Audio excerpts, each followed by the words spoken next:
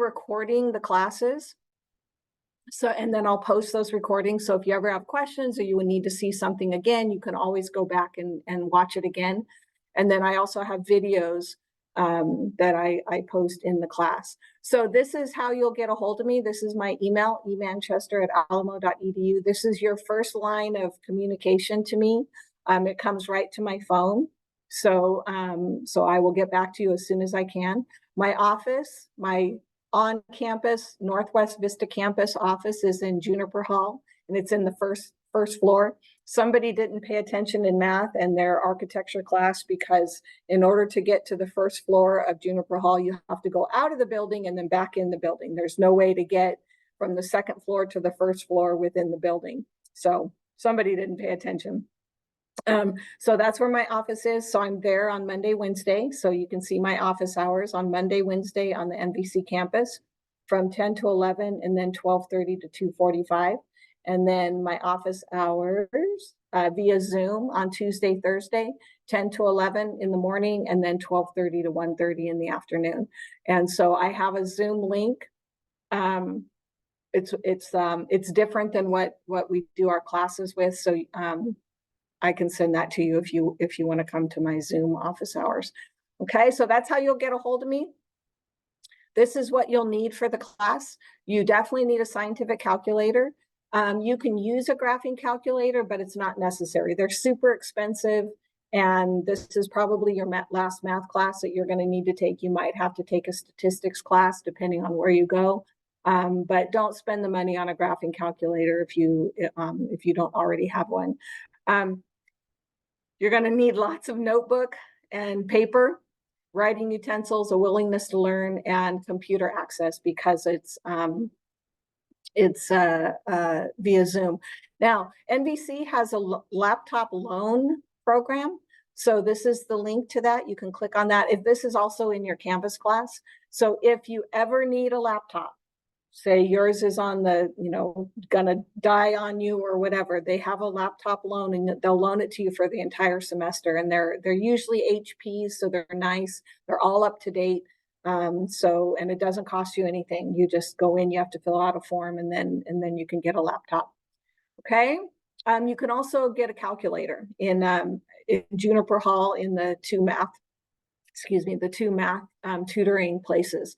You can get a scientific calculator or a graphing calculator for the semester. So there's no excuse not to have one. The one that I use is a TI-30, and it's a solar one, so I don't have to deal with batteries. And it's just your basic scientific calculator. Costs like $15, so it's not super expensive. So definitely have a calculator. You can't use your phone. Phones have glitches in them, and it's too easy to use your phone for other things than a calculator. Okay, so the grade breakdown.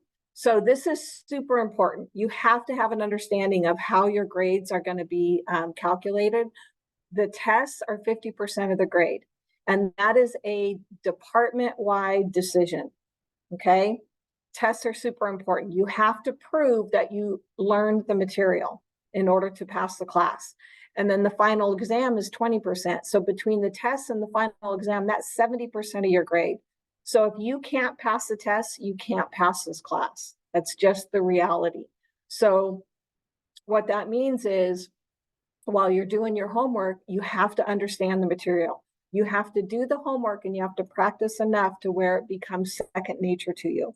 And so practice is what's going to get you to where you can take the tests and do well on the tests. You have to put in the time to get your understanding down. So your homework is in my math lab, and we'll get you guys signed up today. The quizzes are in my math lab, and then discussion and attendance. So I do take attendance. And so it's 5% of your grade. The discussions, like today, you have an introductory discussion in Canvas that you'll be turning in. I'll show you where that is. Okay. Now, if there is a reason, a very, very, very good reason, emergency, something unexpected happened on a test day, you have to communicate with me. Otherwise, you cannot make it up. All right, just communicate. That's all I'm asking. Just communicate. But it has to be a good reason. You can't go, oh, I slept in. That's not a good reason to miss a test. So tests don't miss a test. Even if you are deathly ill, get up and take the test. It's important. Okay. So this is if you miss a test, it's got to be dire circumstances. You have to contact me within 24 hours, preferably before, if you can, and then we'll make arrangements for you to take the missed tests. But it has to be a true emergency. It can't just be a flippant, I forgot, or I'm not ready, because that wouldn't be fair to anybody else. So take the test seriously. Don't miss them. I actually had a student last semester in a face-to-face class just forget that there was no test. And unfortunately, he can't make it up. So he had a 0 throughout the entire semester, and he did really, really, really well on everything else. So he actually pulled it off, but it's not very often that students can pull it off when you miss tests. Attendance, already talked about that. You can be withdrawn if you have excessive absences. And to me, excessive is more than 4 absences. That means you've missed 2 weeks. So just be prepared to come to class. It does make a difference. So at the end of the semester, if you are, between an 89 and a 90, and you have come to every single class, I'll give you the 90. So I use attendance kind of as a carrot of, you know what, it can push you into, a better grade. Especially if you're on the fence as far as the grades go. If you've missed a ton of classes and you're at like a 68%, I won't pass you. I'll have it as a D. And remember, for this class to transfer, you have to have a C in the class.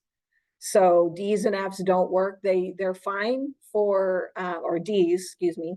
D's are fine for getting your degree, but it won't transfer. So you'll have to retake the class. Okay.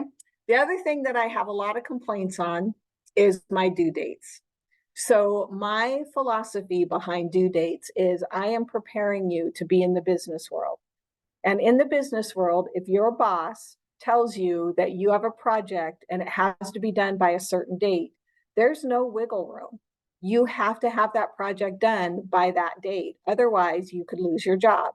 So I'm not trying to be mean with due dates.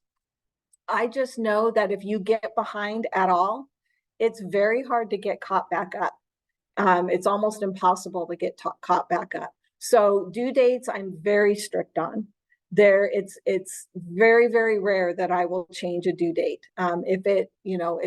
If there's something that comes up that is my fault, right? And I put the wrong due date, or, we don't get to the material, I will change the due dates for that. But if it's just, I ran out of time, I won't change the due dates, and there's no makeup. So make sure that you stick to the due dates. It's very important that you stick to them. Okay. So any questions so far?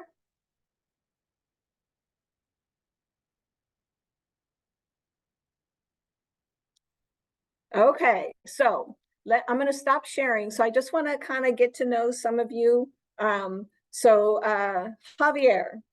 I think I have only one Javier in the class. Yes. So Javier, what do you want to do with your degree? Make my own business. Okay. Do you have an idea of what business you want to run? Yeah, sales and marketing company. Okay. Very good. Very good. So are you a self-starter then? Yeah. Good. Very good. And So go yeah, ahead. I'm working on sales right now. I'm sorry. I'm working on sales right now.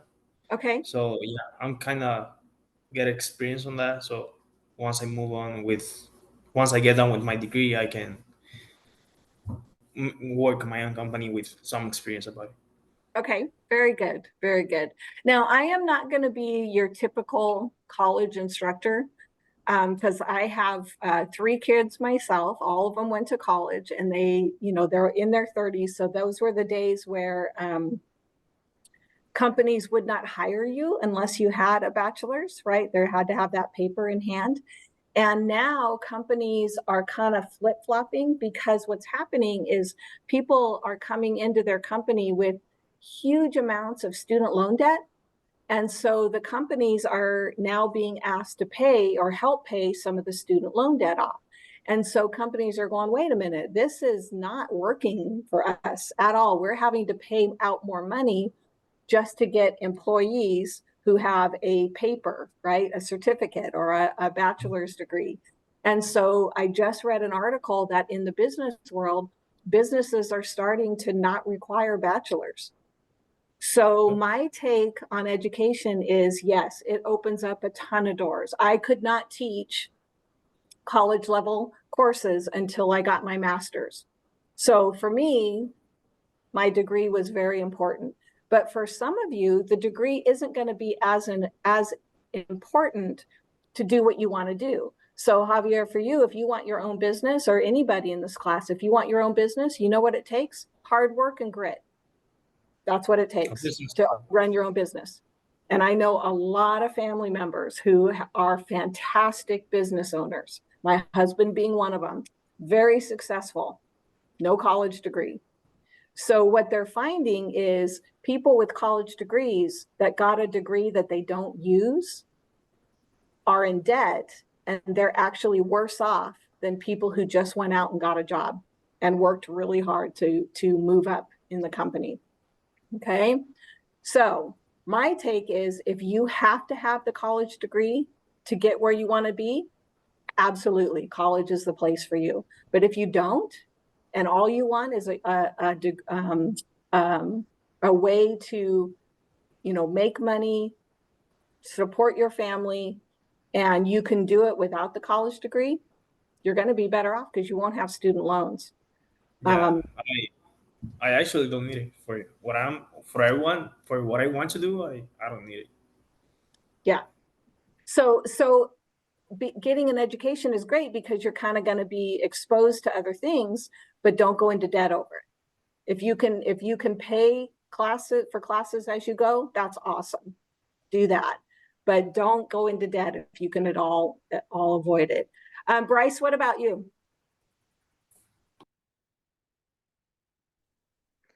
I just want to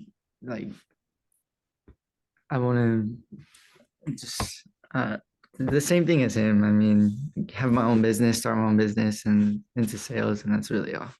Okay. So when you guys say sales, do you have a product that you want to sell, or just sales in general?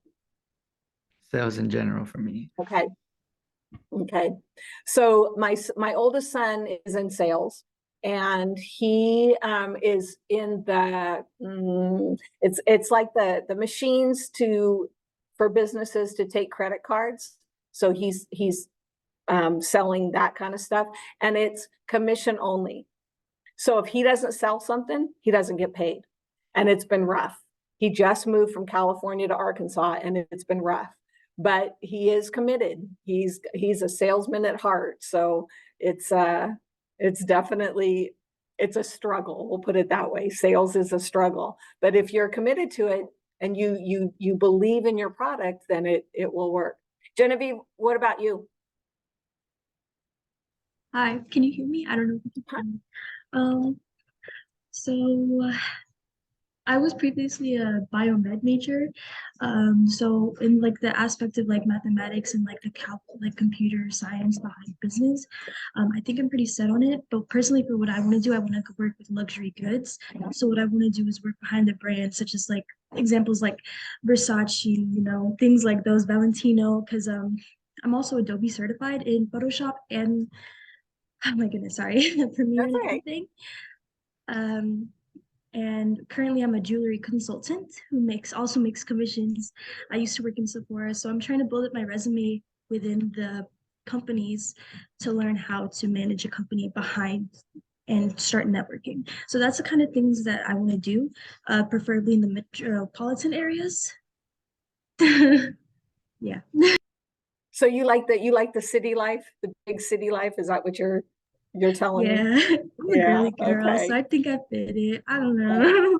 Yeah, very good. Well, I hate to tell you, but San Antonio is now one of the bigger cities in the United States. It's crazy. It's grown so much. It's crazy. Cassandra, how about you? What is it you want to do with your degree? I currently I'm wanting my own business, but I'm more wanting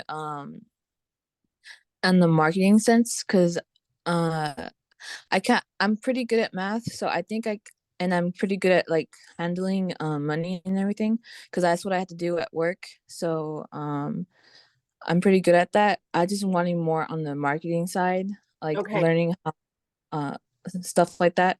So Mhm. that's basically what I want to do for my business. Very good. Okay, very good. Okay, Orlin, how about you?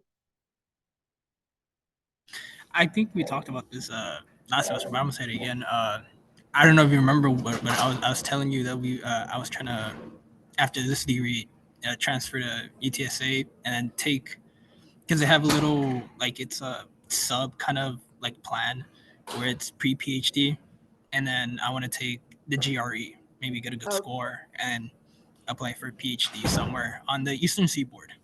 Okay, very good. Very good.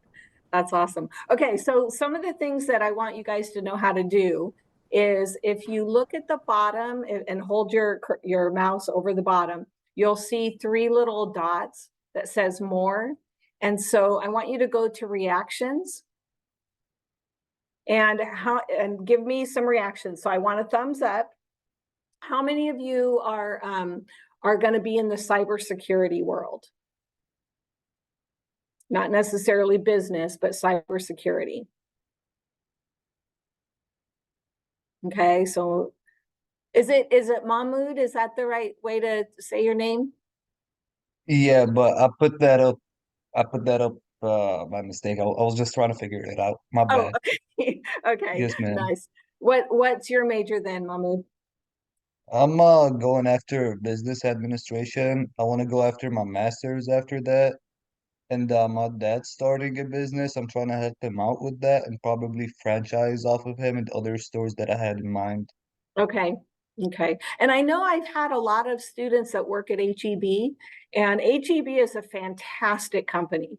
They take care of their employees, they pay pretty well, and they allow their employees to work up into the administration part and the leadership part, and they require a bachelor's. So that's a great reason to get a bachelor's if you want to work into the administration part of HEB, because they're not going anywhere, especially in Texas. So that's something that you just need to research.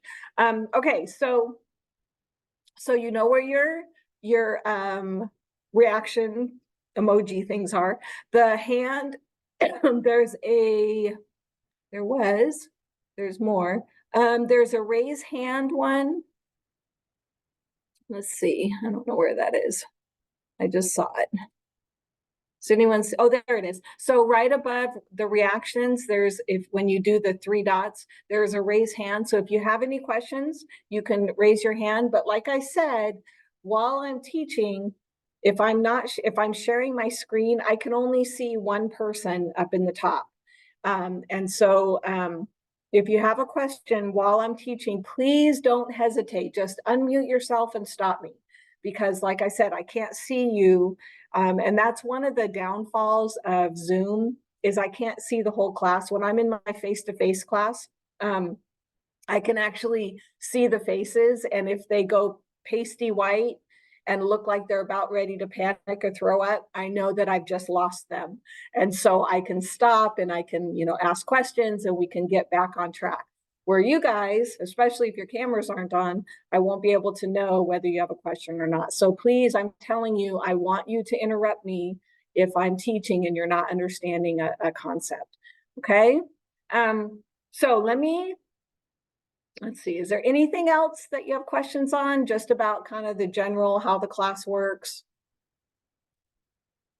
Okay, so what we're gonna do before we get into the actual material, so here is your class. So I would like you to get into your class, into your Canvas class, And in the Zoom, to minimize the view up in the top right corner, you can make the view smaller so that you can actually work on your computer, because I want to get you guys signed up for my math lab.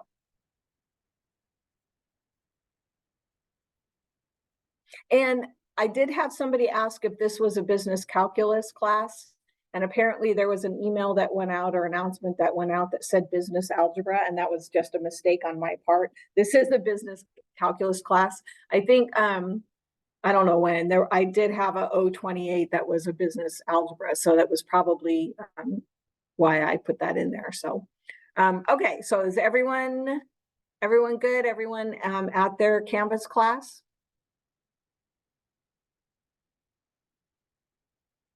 I'm trying to see as many of you as possible. Okay, so what I want you to do is come over on the left side and go to Alamo Books Plus and click on that. So what we're doing is we are getting you signed up for my math lab. Okay, then you can see Math1325028. You're going to launch courseware. Now, my screen is going to look a little bit different than yours because I'm already in my math lab. So go ahead and open My Lab and Mastering. Click on that yellow, open My Lab and Mastering. And this is where mine's going to be different. So I'll just walk you through it. So you might have to scroll down and hit the I accept. It's a Pearson statement that you're accepting that they own the material, blah, blah, blah. So just hit I accept. Now, Orlin and Dylan, since you've already been in my math lab, you can use the same sign-in information. So you don't have to create a brand new account. You can just use the same information. So if you remember your information from 1324, then you can go ahead and use the same stuff. Otherwise, you'll need to create a whole new account. Okay. So go ahead and fill out the information if you're opening a new one.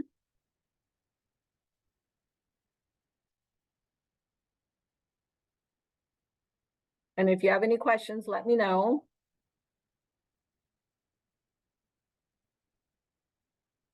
Okay, so here's all the people that have already signed in, already signed up. So I appreciate that. Thank you.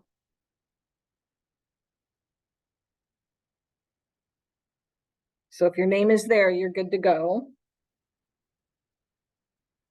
So just hang tight and let everyone else sign in.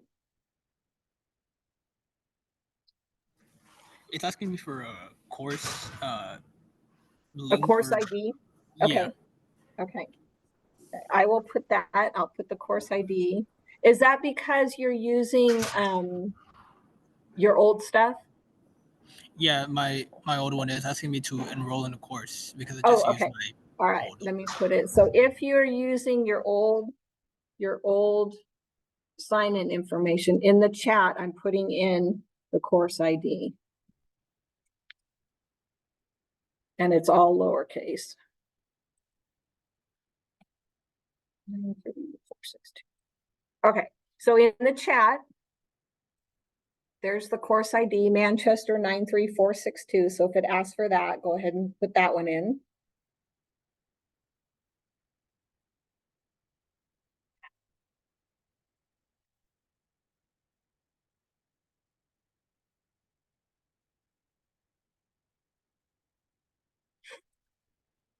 Adam, did I have you before in a different class?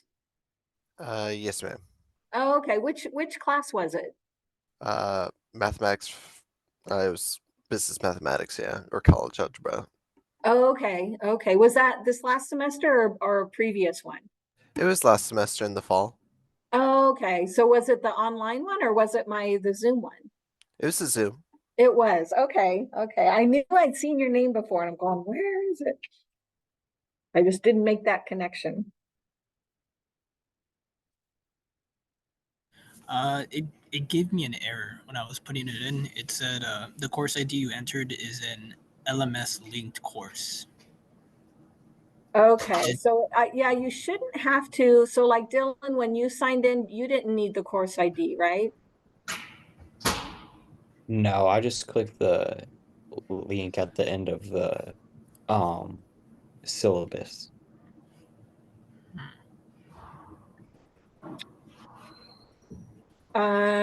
Did you go through Alamo Books? No, I went through Canvas and then I went Really? through the syllabus. I have not heard of going in that way. Okay, so you went through here? Yes. Oh, that's And then I new read to all of me. it.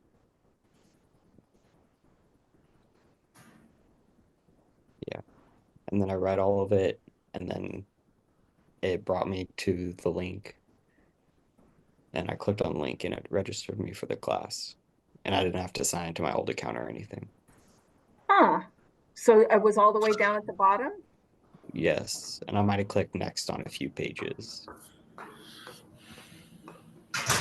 I have never heard of someone getting in that way. That is interesting. And it was the actual course syllabus, or was it in modules? I believe so. It might be in modules. Okay, yeah, let me see. Because that sounds way easier.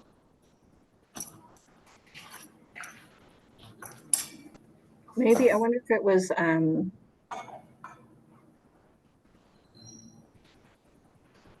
was it on this one? Yes.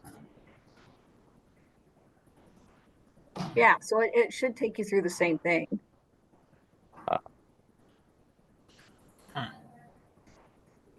Yeah, I have not had anyone need the course ID. So that's why I'm confused. Because mine goes right, once I hit that open, mine goes right to my class. So these are all my classes that I'm. Okay, so we got 13, that's good.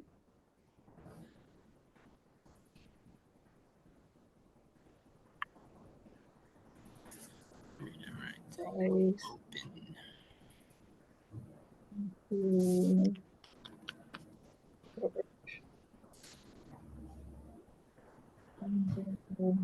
Okay, now that I get in or no? Because it said you're confirmed or yeah, you're done. Okay. It says. Okay, so you're in now. Okay, very good. All right, so it looks like just about everyone who's here. Lauren, are you having struggles getting in? It's opening up just fine, but it's also like not letting me click anything either. I don't know if that's supposed to happen. Because I loaded it up just fine and I logged in just fine, and the screen pops up to like, oh, I can open my assignments, or I can look at like, or I can like look at the course home, but when I try to click it, it doesn't say anything necessarily. Interesting. And then you went through, let's see, you did the launch courseware and then open. Yeah, I Okay. like it opened just fine, like my last class, but again, I can't click anything or nothing is loading. Okay. I'm going to stop sharing. If you don't mind, can you share? Let me have you can you share your screen? Yeah, hang on 1 minute, because I'm on my iPad. Oh, That might be why. Yeah, that might be why. Let me try on my like actual computer then. Give me a minute. Okay. Okay, so Orlin, I see you're on there. You're good now. Yeah, I think the issue was I was trying to log in through because when I'm already logged in and all that for a different class and I have many tabs open, I just open another one and I just put in my Math Lab Global and I just sign in. That's why it probably asked me for an ID instead of using the direct link. Okay, gotcha. All right, so it looks like everyone's in except Lauren, and Lauren, it is probably from the because you're coming in on a iPad. So the some of the things about your My Math Lab, just kind of some cleanup things. Sometimes you have to clear your cache and cookies, especially if you used it last semester. So I would definitely do that. And every computer is different. For me to clear up mine, I come to, I forget how I did it. There's different, clear browsing data.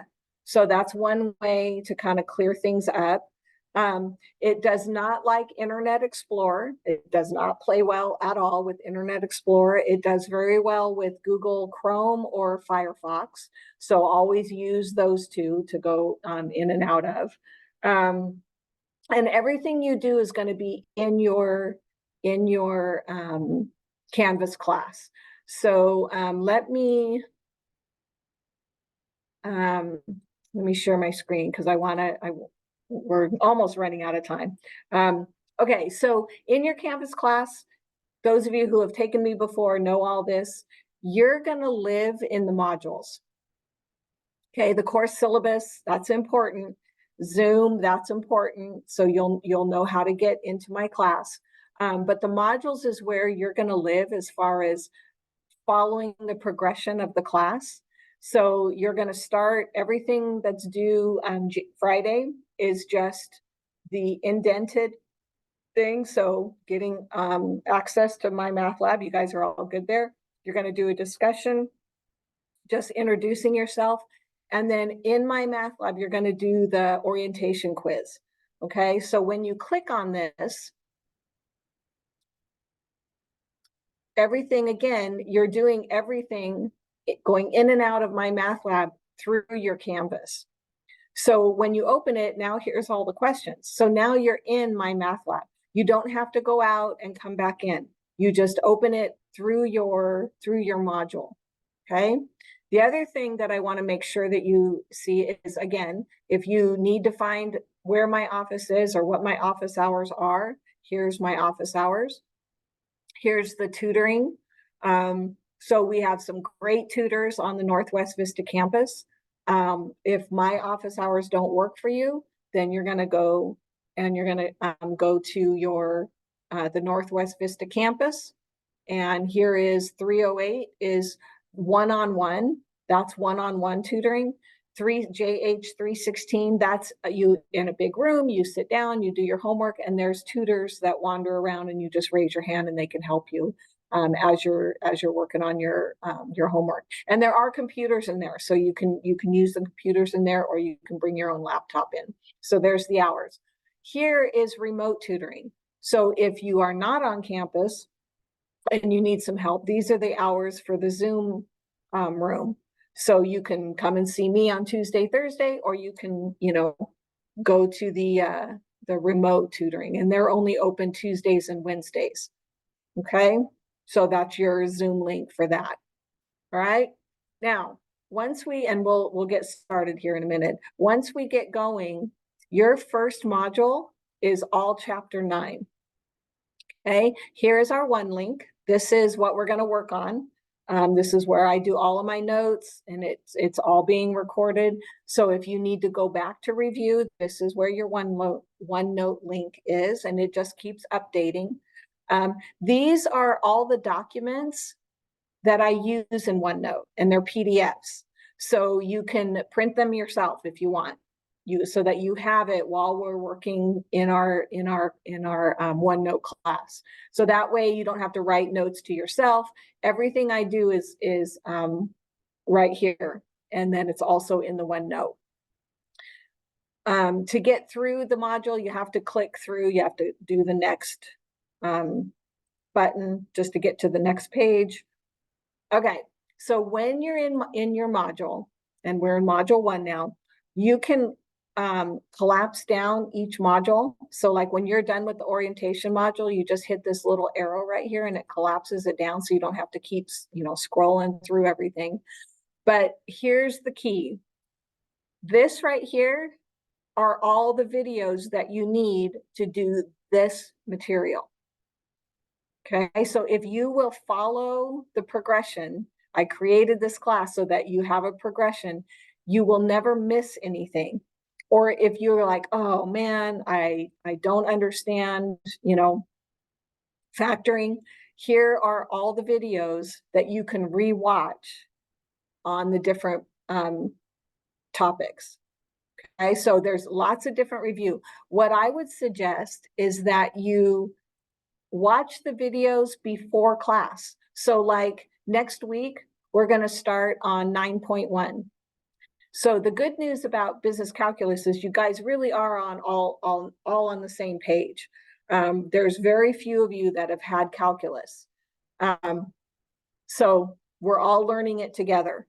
So that's why I always have a lot of resources for you. So if you don't get it in class or you need to see it one more time, you always have access to videos and notes, and you can go back to the class, the Zoom class, and rewatch it, or, you know, fast forward to where you misunderstood.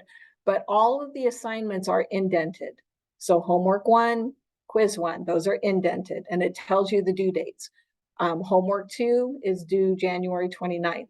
So that doesn't mean that you do the work on January 29th. That means that's the last day that it's due. So you should be watching the videos, coming to class, practicing all throughout the week. Don't wait until Monday to do your homework, because some of the stuff takes longer than you think. So you should be working on it every day, even if it's 10 to 15 minutes a day. And by the time you get to the tests, you will have practiced it so much that it's second nature to you. It won't be a shock to you at all. Okay. Now, the one thing that I didn't talk about for your tests is you will be taking what I call a paper test. We won't be doing tests in my math lab like we did for Orland, Dylan, and Adam. I did tests in my math lab. I'm going to create a test, send it to you. You're going to take it, and then you're going to scan it and send it back to me. Okay, so in this class, I like to see your work. So definitely have access to a scanner. I use on my phone, my phone's over there, I use Cam Scanner. Works great, changes it to a PDF immediately. I have an Android. If you have an iPhone, in your iPhone notes, open the notes up, and in the notes there's a camera, and it's a scanner, and so you can scan your work, and it changes it to a PDF, and you can send it to the class, or to the Canvas class. Okay, so your tests will be done at home via Zoom, but you're going to be doing a paper test, and then you'll be turning it back in, and then I will grade it. Instead of, it's different from 1324. Okay, so any questions so far? Okay, so with OneNote, this is our spring 2024. This is our class, Math 028, 1325-028, and these are all the topics. Okay, so these are all the topics leading up to our first test. So there's never going to be surprises. You will always have all the information you need to be able to do well on the first test. Okay, the review, I don't know what that's for. I need to get rid of that. The review for test 1, you can start looking right now on what are the things I'm going to need to know. You're going to need to know the difference quotient. In 1324, you learned that. Okay, you're going to need to know a limit, so we're going to get to that. You're going to need to know what a piecewise function is and limits. You're going to need to know, you know, how to find limits graphically, how to find limits algebraically, what's the definition of a derivative. So all of these things you're going to need to know to be able to do well on the first test. So it's always good to see where you're going, right? What do you need to know to get to where you're going? So all of these is information that we will cover. We're going to cover every single one of them, but then you know where you're going with the information. Okay. All right. So we're going to get started. So it'll be a quick review, and then Thursday we'll finish the review. So remember, the review is due Monday the 22nd. So you have some time. Don't wait till the 22nd to get started on it because there's lots of information. Just like in 1324, the review can be overwhelming because you're expected to remember all this stuff. And sometimes it's a lot to remember. So we're just going to kind of take it as slow as we can. But like I said, this class is half the amount of time that 1324 was. So we do have to move fairly quickly for us to get all the information in. Okay, so we're going to go ahead and get started.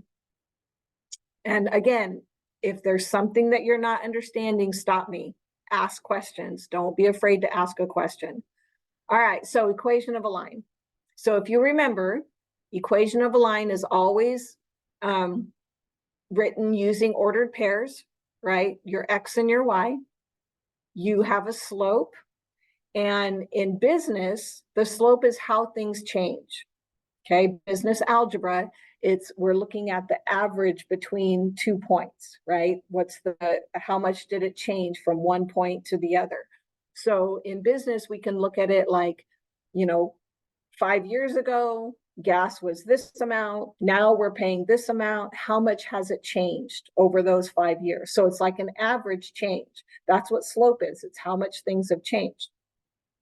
When we get to calculus, we're going to look at how things change at a very specific point. That's the difference. Is now we're going to look at a very, very an instant. It's called instantaneous rate of change. Okay, but for right now, when we're looking at equation of a line, we're just looking at average change. So remember, this is your slope formula: y2 minus y1 over x2 minus x1. Okay. So again, this is all stuff you're supposed to remember. The slope-intercept form, looking for an equation of a line, is the y equals mx plus b. The m is your slope, and the b is your y-intercept. So remember, a y-intercept is when x is 0, what is the y value? Where does it cross the y value? And we can look at that by looking at a line. So if I had a line here,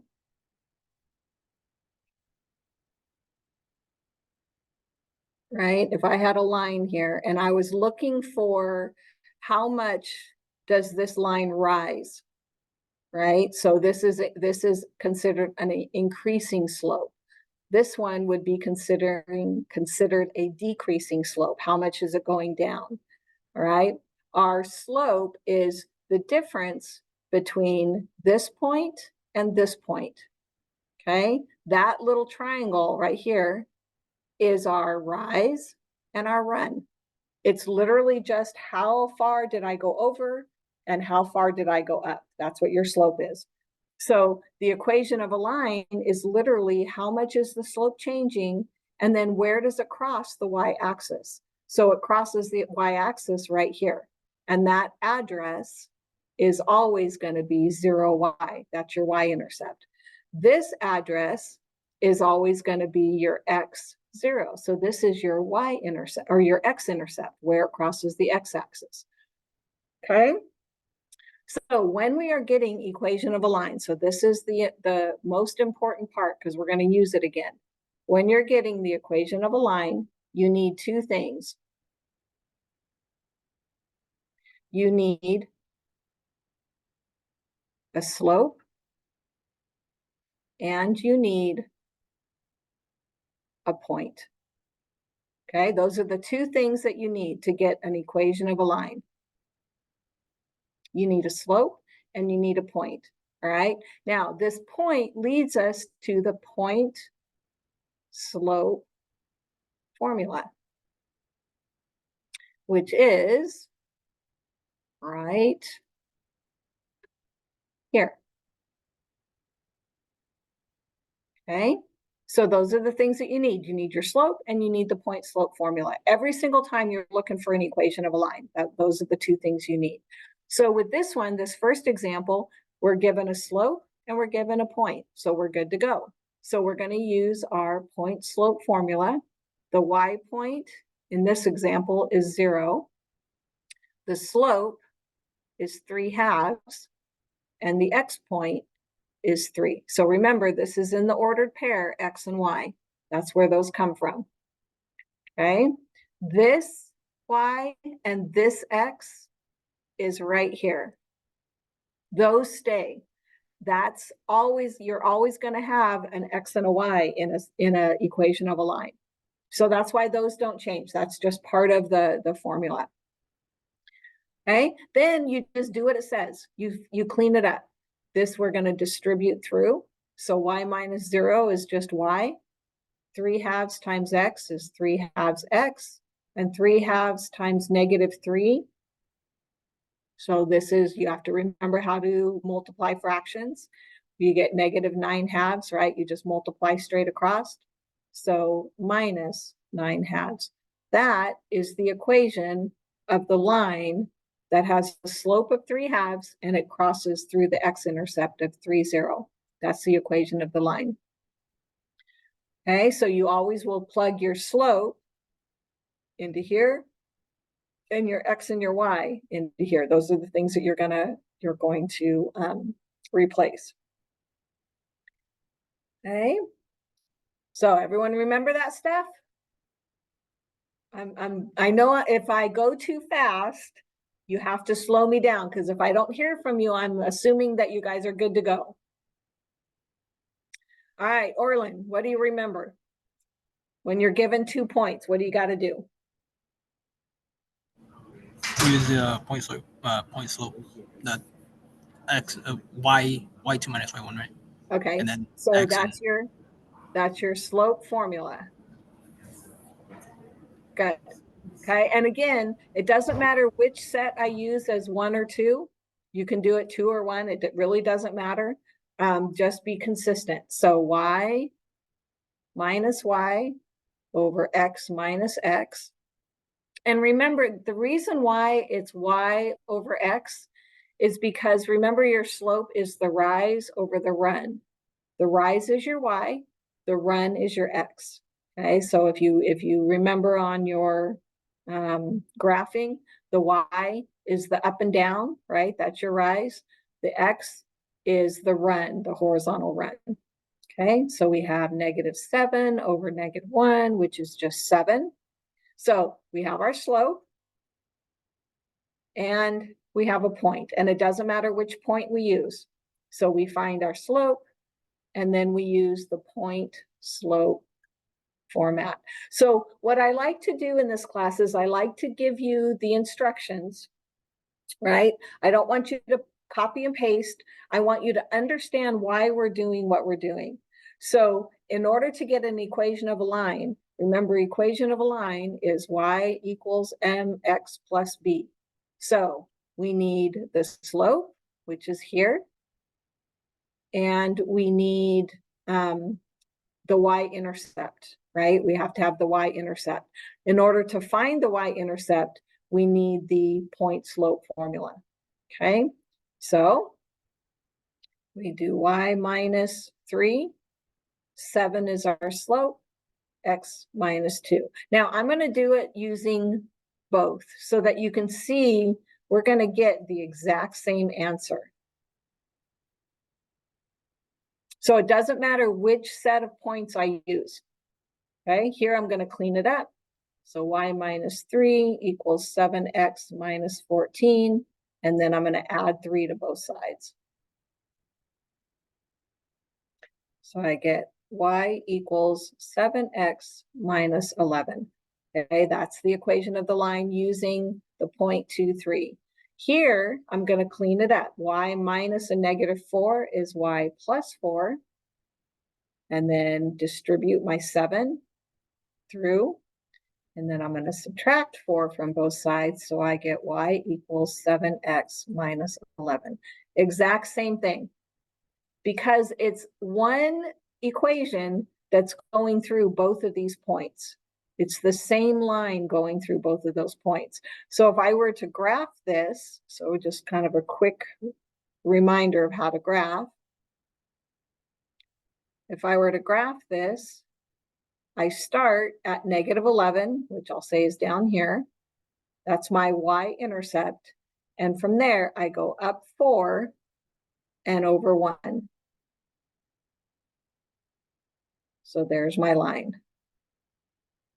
This is the equation to that line. Okay, and the slope is a whole number, so it's going to be pretty steep. For every 7 steps that I rise, I run 1. 7 steps that I rise, I run 1. Okay, everyone good with that?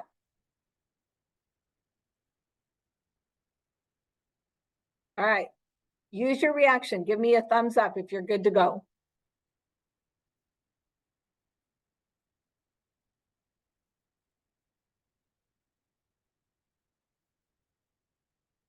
Okay.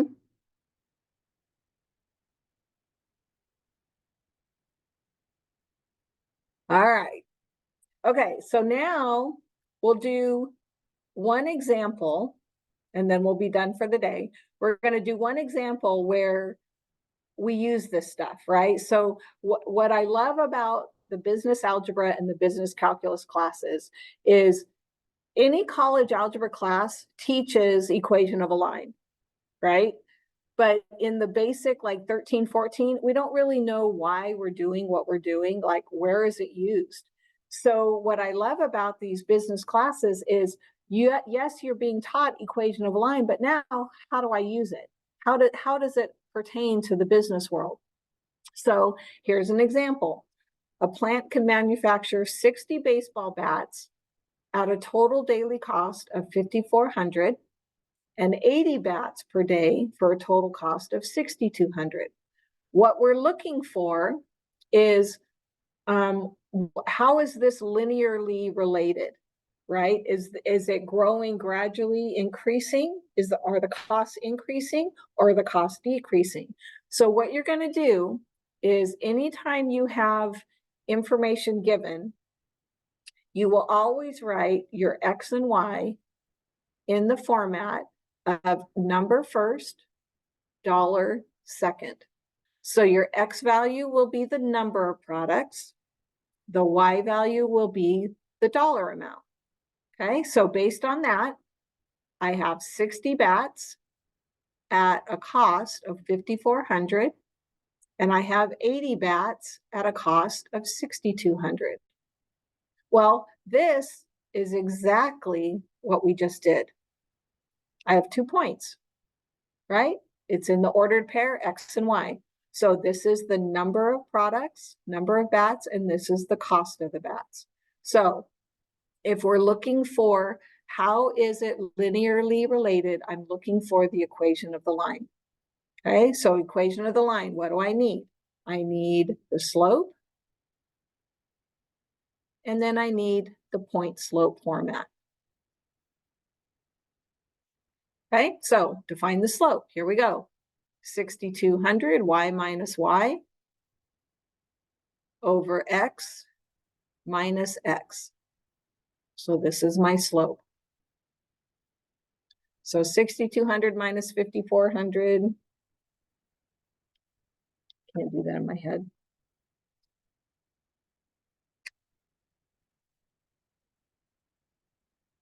Is 800.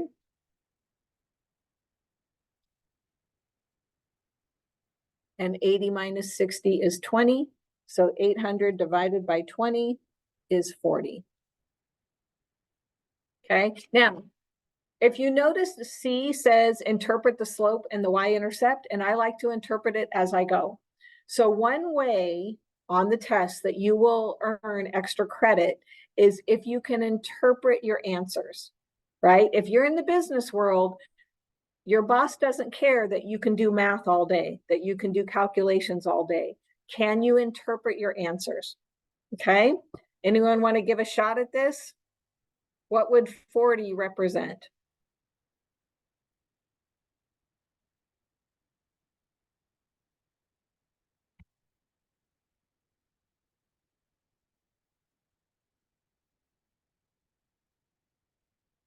So think about what a slope is. Remember, slope is how much is it changing? So what is changing? Well, if this is the dollar amount and this is the number of bats, $800 for every 20 bats is the same as $40 for every 1 bat. You see it? If I reduce this, this is going to be 40 over 1. So knowing what these numbers represent will really help in your interpretation. So because this is a positive 40, that means the cost per bat is increasing by $40. So every bat that I produce, my cost is going up $40. That seems a little bit expensive, right? So if I'm the business owner, or if I'm the manager, I can go, okay, either we have to reduce our costs by reducing the quality of material, or maybe we need to not create so many, right? So there's always different ways that you can use the information, the interpretation. So again, the slope is how things are changing. What are the things? The dollar amount is changing for every bat. So it's increasing $40 per bat. Okay, so we got our slope. So now we have a point and a slope. So we're going to use the point slope format. So y minus 5,400 equals 40 times x minus 60. And again, I could have used 80 and 6,200. It doesn't matter which one you use. And then you just clean it up. You solve for y. So 40 times 60 is 2,400. And then I'm going to add the 5,400 to both sides to get y by itself. So I get y equals 40x plus 3,000. That is the equation of the line. Okay. Now, if you remember back in our algebra, business algebra class, we had a cost function, right? That's what this is. This is our cost function. It's our daily cost, all right? Each bat costs $40 to produce. What does the 3,000 represent? Do you remember? So think of a cost function. Wasn't it your fixed costs? Yes. So this is your fixed costs. Yeah. So remember, cost function was the variable costs plus the fixed costs. So fixed costs, remember, are things that you have to pay for to just open the doors.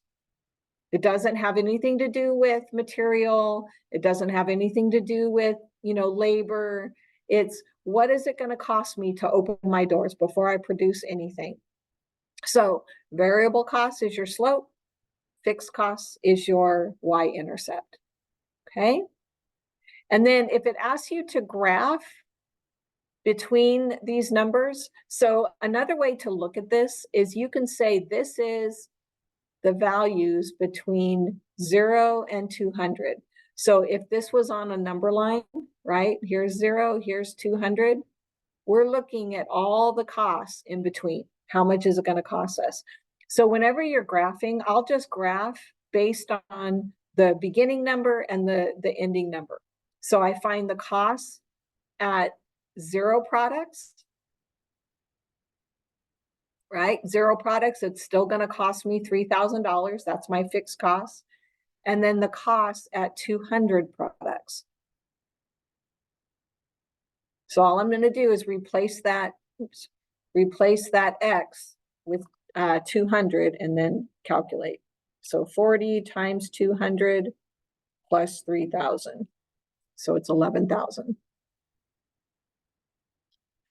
Okay. So if I'm going to graph this over,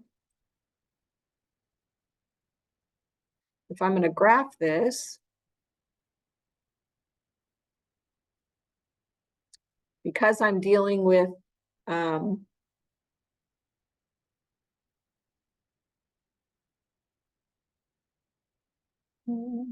the other way. Hang on.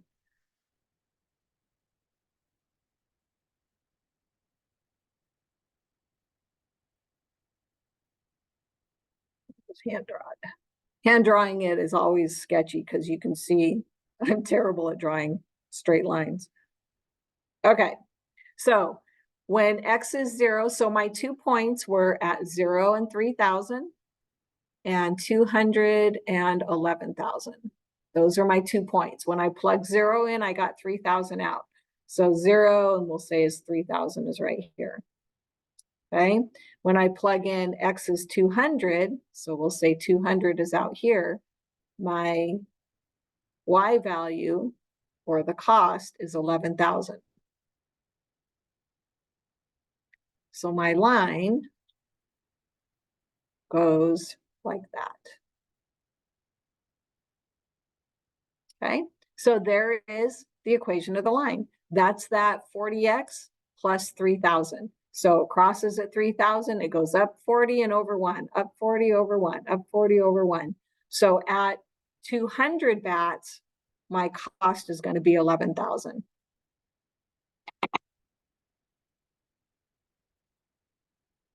Okay, all right, any questions? Okay, so we're going to stop there. It's 12:09. I try to always stop a few minutes before class is over just to take any questions, just to clarify anything. Don't ever feel like your question is a dumb question, because if you have the question, I guarantee you somebody else does too. So are there any questions, anything you need clarification on the equation of a line?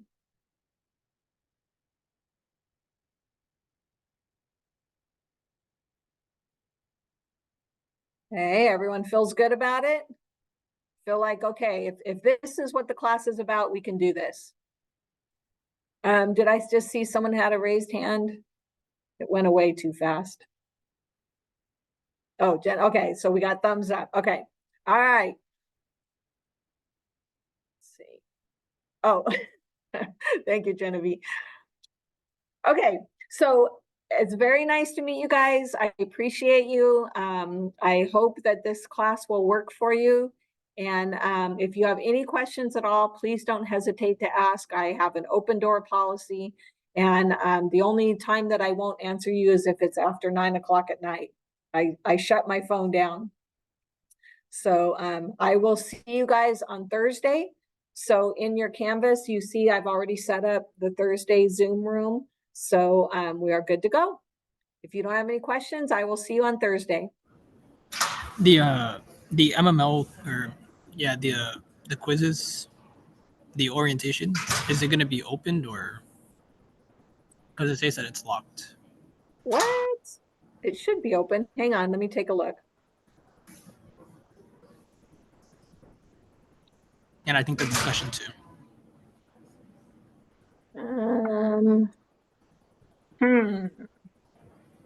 It says the discussion is locked? Yeah.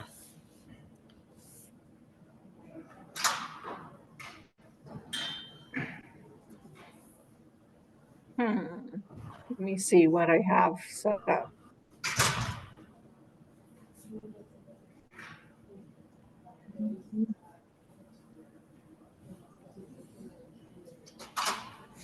It says that it was open at 6 a.m. this morning. Oh, let me refresh mine.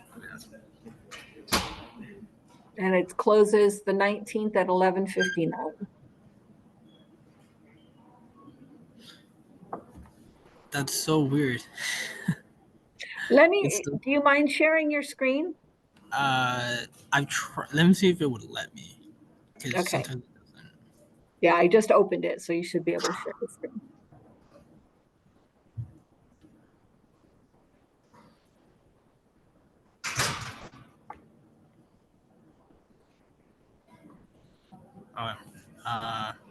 Right here. Can you see? Uh-huh. Yeah, it's right there. It's like this topic is part of discussion-oriented module, and it's like it hasn't been unlocked yet. Oh, that's because you haven't gone through the orientation. Oh, okay. Yeah. Gotcha. So when you go through the module, you have to click through every tab, and then when you get to the discussion tab, it will open. Okay. Okay. Yeah. Anybody else have a question? Yeah, I had a question about the